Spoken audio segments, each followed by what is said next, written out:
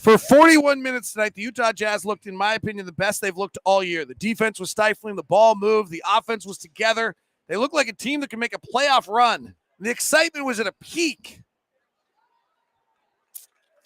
And then the Warriors went on an 18-0 run, and the Jazz lost a 13-point lead in the final 7 minutes.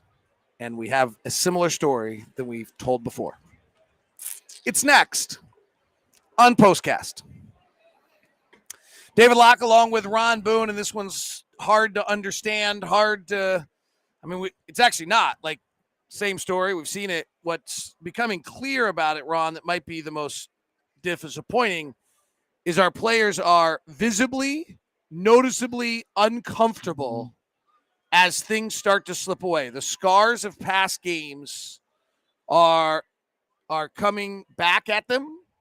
They're all making ill-advised plays. They are all pressing at an unusual level, and it is leading them to fairly stunning losses. Now, can they recover? It's getting worse from game. Is it getting worse from game to game? Is it just getting to the point where there's certain quarters that the Jazz are struggling with? Second half of this ball game is 69-49. I think they were outscored by 20. But so as big a lead as they had, I think all of that started to squander. They started to squander that away probably in that third quarter. They got outscored 36-29 in the third quarter. They call timeout. Well, they called 3 timeouts in a span of like 4 minutes, used all of them. It didn't stop any of the runs, so that didn't work. The defense was the problem in LA, and the offensive rebounding. Those weren't the problem today. Quite honestly, the offense was the problem. The Jazz did not have a field goal, had 1 field goal for the final 7:54. And I don't want to zero in on him, but he is our highest paid offensive player. He is our all-star. So Donovan Mitchell, since February 1st, Ron, is 10 of 40, 25% in the clutch, and 2 of 18 from 3 in the clutch. He also has not been just generally good in fourth quarters. In the fourth quarter since March, he's shooting 34% from the floor and 17% from 3. Is he just getting worn down as the game goes on? Is there something about the late game clutch? He did not have a good pick and roll month of March? Like, I'm just throwing crap at the wall right now, but like what? That's a huge part of what's wrong here is that our best player in the clutch is 10 of 40 and 2 of 18 from 3 since February 1st. You know, sometimes when a player starts to tire, they start settling for jump shots and things like that. I think Donovan still tries to penetrate and tries to get to the basket and spends, time trying to shake his man and get there. So I don't know if fatigue is necessarily the case, and maybe he's not getting to the point where he's not handling fourth quarter defense against him, but his looks don't seem to be that good. Now everything becomes a lot of pressure on him. Can he handle the pressure that's been thrown at him? Maybe he's getting a little upset or a little disappointed in what's going on around them. And I say them, meaning the whole team. So out of the Clippers game, it felt significant, felt fairly heavy. I have a weird feeling tonight. Maybe I'm almost I've come to the point of just succumbing. I'm actually inspired by the first 42 minutes tonight. I thought it was the best basketball they've played all year. I haven't seen a lot of basketball this year that made me think, they can make a playoff run. For the first time all year, I saw basketball that made me think, that's a team that can make a playoff run. That's not how the plane's going to be tonight. We're going to get on a plane that is going to be a morgue. Right.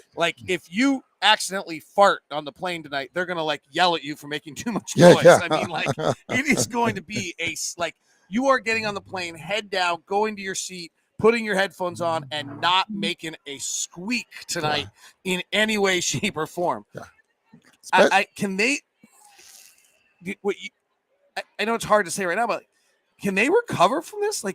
Does one game get them over this? That's the big question. Can they believe in themselves at all in this circumstance with this happening twice in a week? Here's the interesting one, by the way, just a note. They're not actually losing leads at an alarming rate compared to league average. Mm-hmm. So But I actually think that's worth noting, right? That like the league wins like 86% of the games and they're winning like 81. And the league wins like 93 and they should be better than average. But it's not like they're at 40% and the league's at 90%. I don't think that matters to them. They're so stricken by this. How do they ever believe that they can get through this? That's a very good question. I mean, I don't know how you pull through something like this. I don't know what coaches need to say or what type of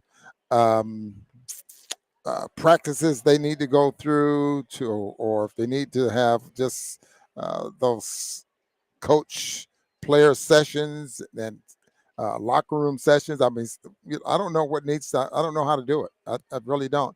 And it's a problem. So as a team, what do you do? And then as a coach, what do you do? I mean, something has to be done. I don't know, David. That's a question I can't answer. Jazz led the game by the score of 103-87 with 7 minutes left, and the Warriors went on an 18-0 run. The chat room wants to fire Quinn. I don't think he's going to be left blameless from this in people's minds. Right. That's true because coaches make things happen. Coaches put the right combinations out there on the floor, and they try to run the right plays, and it's just I don't know, David. This is it's puzzling and I think very disappointing.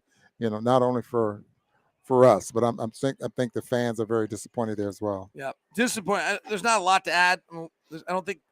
I'll rewatch the game. I'll do my usual thing and try to give you some X's and O's to understand what happened. But that was, on the defensive end, they ran the same play time and time again. Draymond handing it off, and the Jazz didn't. I don't know. The Jazz had bogey. What's interesting is the Jazz had bogey on Draymond early, and Rudy guarding Kevon Looney, and it worked really, really well. So Steve Kerr countered and forced Rudy to guard Draymond Green, which then means when the handoff comes, right, Rudy's got to be the guy that goes out to get it. Now Rudy's defending at 24 feet, and then whether we rebound or not on the way back, I think is, I don't know if we got beat on the rebounds. I don't think defense was really that big a problem tonight, frankly. The defense fell apart a little bit to let Kley and Jordan get going.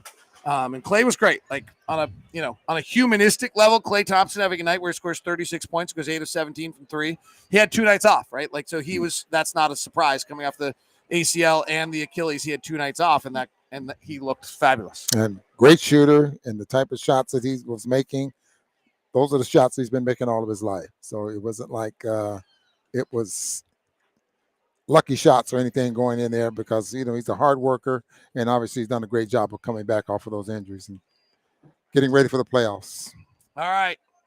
We'll talk about it on Locked On Jazz. Obviously, this one's just tough to swallow. I apologize if we didn't give you something you wanted. I don't know that we are entirely I don't have degrees. We're just as disappointed as you are. Degrees in this. I don't know how to answer all this. So see you guys.